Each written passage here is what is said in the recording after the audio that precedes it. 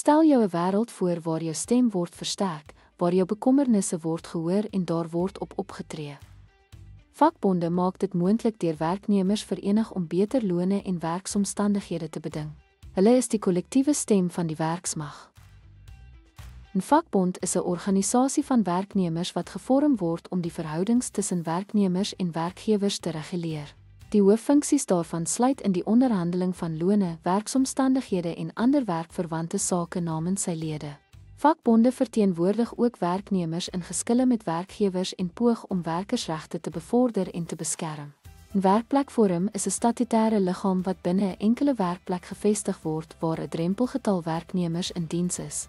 Die forum bevorder konsultasie en samewerking tussen werkgewer en werknemers, maar neem nie deel aan kollektiewe bedinging of stakingsaksies nie.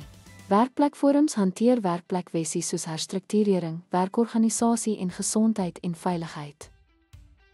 Ten slotte, terwyl vakbonde hoofsaaklik fokus op kollektiewe bedinging en werkerverteenwoordiging, is werkplekforums raadgewende strukture wat bedoel is om dialoog en samewerking binne individuele werkplekke te bevorder. Dankie dat u by ons aangesluit het.